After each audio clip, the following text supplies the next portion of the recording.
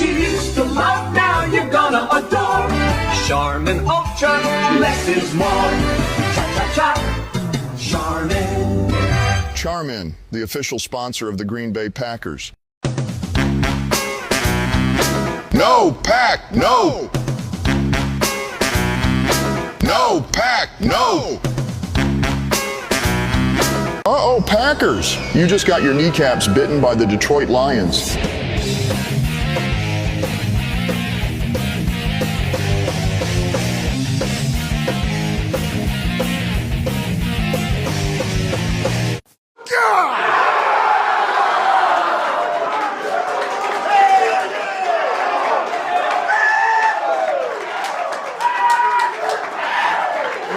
I told you you'd never forget this game. You will never forget this game. We don't have to talk about how tough we are. We don't have to talk about how resilient we are. We live it, man. We've been living it. Where's our defense at? Offense, that's the way to step up, man. That's the way to step up. There you go, Skip. Keep throwing up, whatever you're doing up there. That's the way to freaking lay it on the line. Guys, I'm so freaking proud of you, man. That's the way to show up. You talk about pressure, we live in pressure. That's where we freaking thrive. You did it again. You did it again. All right, it doesn't matter who's playing for us. It doesn't matter what's going on. You always find a way to win. That's what champions do. This is not happenstance, man. This doesn't just happen. This has been in the making, man. This has been in the making. All right, we are all supposed to be here together, man. We're destined for this. Just stay the course. That's 12, and that's 4 in the division. All right, I got 2 game balls. All right, first one here, 6 receptions. I can't read this first one. I'm going to say 43 yards, 2 tugs. This first one since 2021. Jim Patrick.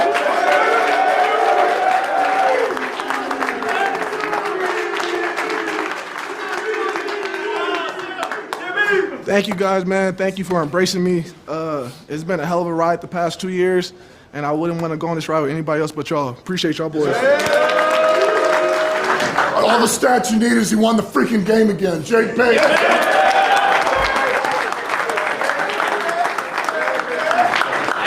I freaking love you guys, man. Let's get 13 next week. Yes, sir. Hey, you guys are warriors. You're warriors. Good win. Break it down. Hey, like he said, this just don't just happen, boys. We're different. Again, I'll say it again. This group's different. Win on 3, 1, 2, 3. Win!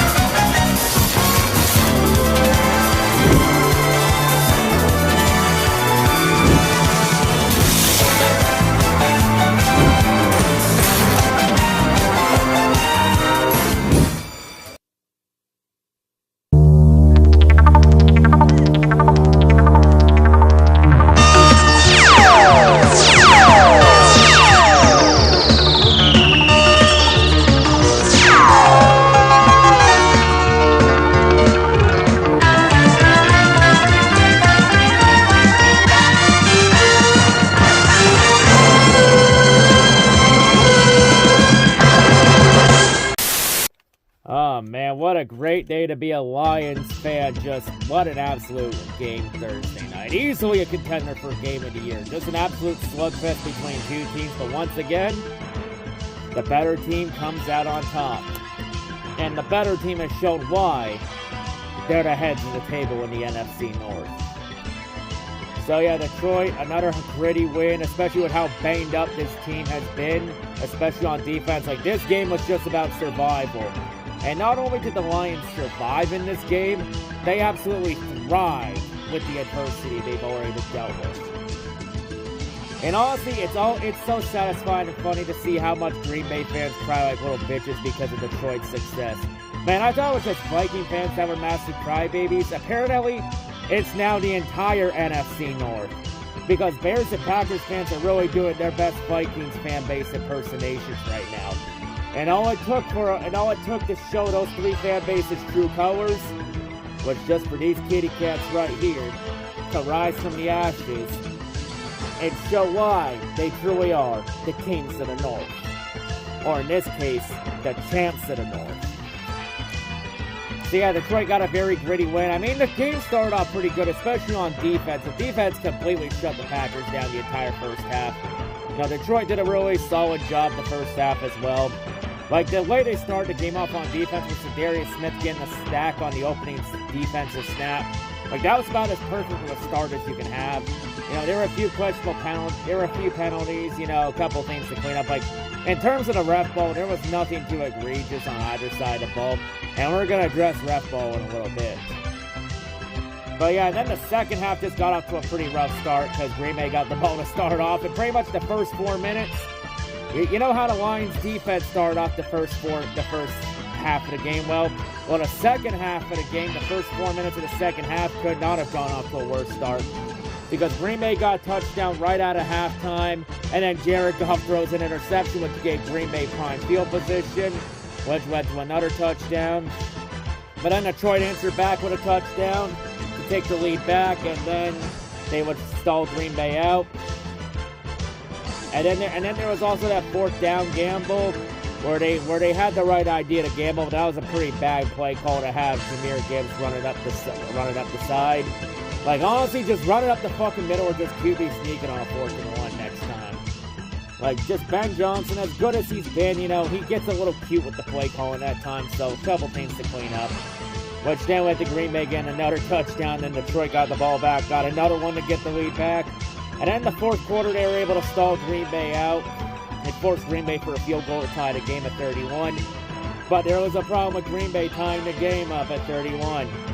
There was 3.5 minutes left. They gave Detroit way too much time on the clock to get marched down the field. And oh yeah, Detroit had 3 timeouts still to play with when they got the ball back. And the 2-minute warning. And the 2-minute warning is effectively a 4th timeout. So then Detroit marched down the field in the last 3 minutes. And now 4th and inches with about 20 seconds left. Well, Detroit still had 2 timeouts at this point. But with about 20-some seconds left on 4th and inches, a normal team and head coach would just kick the field goal and then give the ball back. But Dan Campbell knows Green Bay well, and he knows better than to give Jordan Love the ball with any time left. So the question is, what does Dan Campbell do in this situation? A, take the points and give Green Bay the ball back with about 20 seconds left. Or B, fuck that, go balls deep and go for it and end the game right here. Dan Campbell chose B as they went for it on 4th and inches while in field goal range when a field goal would give you the lead. Then to be honest, with 20 seconds left, I don't think Green Bay would have gone in field goal range when at 20 seconds, although we've seen some stranger shit happen in this league. But we'll never truly know is on the 4th down play, Jared Goff almost botched the 4th down call because if Detroit failed, then Green Bay would get the ball back at the 30-yard line with plenty of time to get in field goal range to win the game. But Jared Goff almost botched it when he got tripped up by his own lineman, but Goff was able to get the ball out in time for Montgomery to get the first down, so Detroit could run the clock out and Jake Bates to kick the 35-yard game-winning field goal. And in terms of that Goff trip, no, that was not ref ball. That is a legal play, Green Bay. Because if it was college football, because Green Bay had the Packer fans are pulling up the college rule about, if a player's knee touches the ground, the play's dead. That's in college ball. In the NFL, that doesn't mean anything unless it's a QB kneel down. That was not a kneel down. Because the play is still live until a player on the opposing team touches the down player. If the player goes down but is untouched, he could get back up and still run. So, in other words, no, there was no ref ball there. That was a legal play. The play was still a live ball. It's just crazy. Like, this is what happens when a team ends up being good and wins all the time. Everyone starts blaming the refs, which that's pretty ironic for Green Bay fans to blame the refs. Considering, oh yeah, that's right. How many times in the past 4 or 5 years has Green Bay gone bailed out against Detroit by ref ball? And now Packer fans want to cry, no, Green Bay. You don't get to blame the refs for this game. You don't get to blame them after how many times you got bailed out by the refs against Detroit in the past. Especially when Aaron Rodgers was the QB. You don't get to play that excuse. And honestly, honestly, if there was any egregious ref ball, it's kind of fitting. Because Green Bay fans got a taste of their own fucking medicine. After how many times you've gotten bailed out by the refs, you got a taste of your own medicine for once. Karma's such a bitch, ain't it, Green Bay fans? But yeah, Detroit gets the win. Packer fans continue to cry like little bitches because for the second time in 3 years, Detroit has officially put the broom to Green Bay. As in the 3-1-3, we say no, Pack, no. No, waiting for you. And we effectively ended any chance of Green Bay winning the NFC North because now Green Bay falls 3 games behind Detroit with 4 games left. So yeah, we effectively ended any chance of Green Bay winning the NFC North. However, Green Bay still has a strong possibility to make it in on wild card. So yeah, that effectively takes Green Bay out of contention, which means now for the NFC North it's between Detroit and Minnesota now for the North with 4 games left. We'll have to see what happens with Minnesota Sunday after what happens with the Kirk Cousins revenge game against Atlanta, with Kirk Cousins coming back to town against the Falcons. Plus, Green Bay fans don't really got an excuse here because Green Bay, because you look at all the injuries on defense. Like Green Bay literally was going up against a practice squad defense Thursday night. Like it was a practice squad defense. Like Detroit was effectively sent out second and third stringers and guys they pulled off the street like Juwan Alexander and Jamal Adams. Like they were pulling guys off the street for Christ's sakes that weren't playing in this league back in fucking October. Like literally, the defense is being held together by glue and duct tape. And you still lost to that said team. Like I'll tell you right now, if Detroit ends up being the first seed despite all these injuries, that should be a shoo-in for Dan Campbell to win Coach of the Year. Like, cause that's just pure coaching alone for the defense to still play at the level they are. Yeah, it wasn't the prettiest game. I mean, it's the first time this year the Lions defense has given up 30-plus points in a game. I mean, it's not surprising how much that this game turned out the way it did. I mean, it's a division game against your arch rival. It's also pretty satisfying to shut guys like Tucker Kraft up after, and a lot of the Packers players up after they ran their mouth about Detroit all week and they got fucking smacked in the mouth at the end. Hey, you can run your mouth all you want, but if you don't back it up, it's gonna come back and bite you in the ass and pound on you. But yeah, great win for Detroit to go tonight, to go to 12-1. They have won 11 games in a row. And this 11 is straight for Green Bay.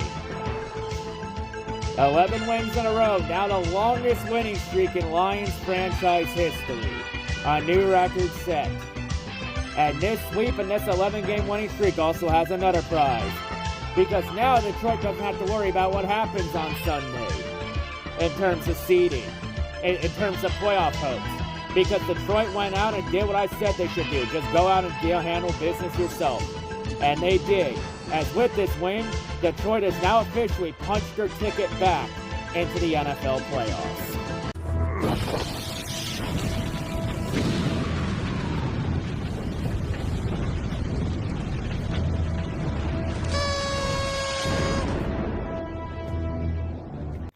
So Detroit's season will continue on in January as they clinch their spot 4 weeks early.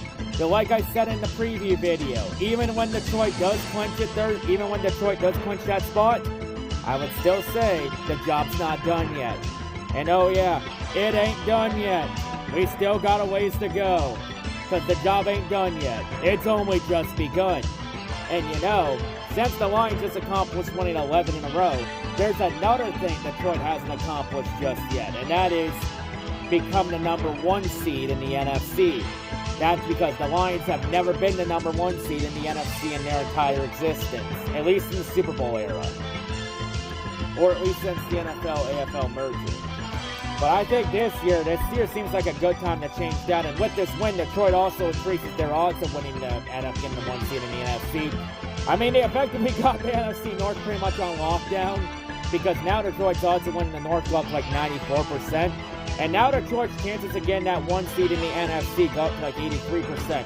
And keep in mind, if Detroit and Philadelphia end up tied at the end of the year, the tiebreaker would be conference record, which currently Detroit holds the tiebreaker. They have a better conference record than Philadelphia.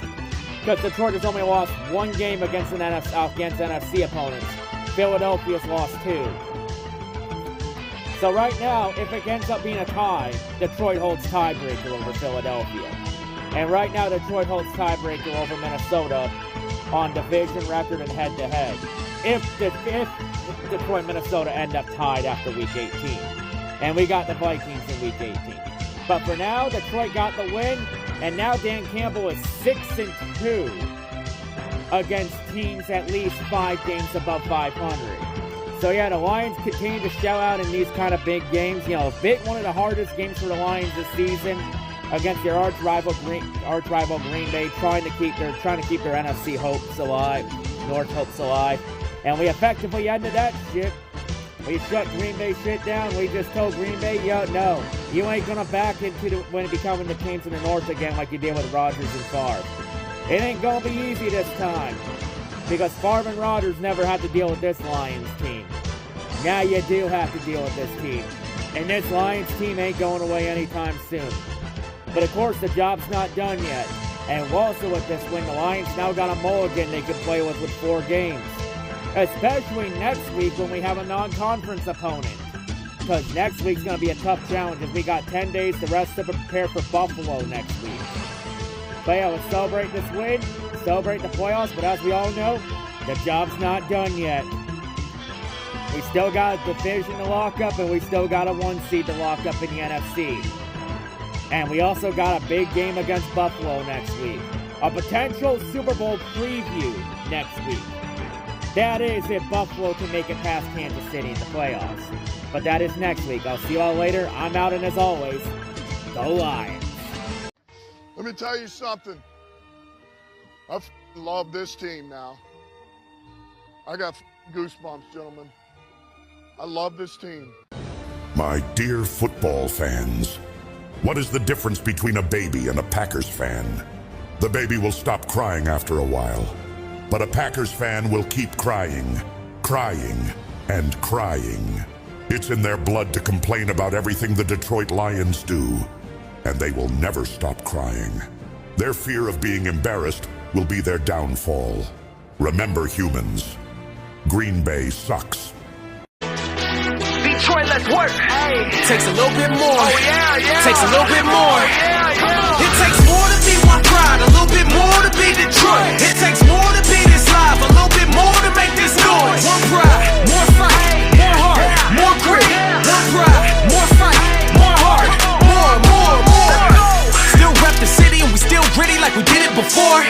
Still defend the den, except this time we brought a little bit more. We ain't kicked off, it sound like we scored. Turn it up, that's what kickoff is for. When you talking about one pride, we don't get loud, we deliver the roar. Tell them boys when the coin flip, we gon' come with it, don't fumble it. The pressure's high and the fresh jerseys with block numbers gon' double it. Hey, it's one pride and the Lions did what they up against. This Detroit, if it's smoke, we ain't never ducking it, let's kick it off. It takes more to be one pride, a little bit more to be Detroit. It takes more to be this live, a little bit more to make this noise. One pride, more fight, more heart, more grit. One pride, more fight, more heart. Detroit, hey, one pride, we want more.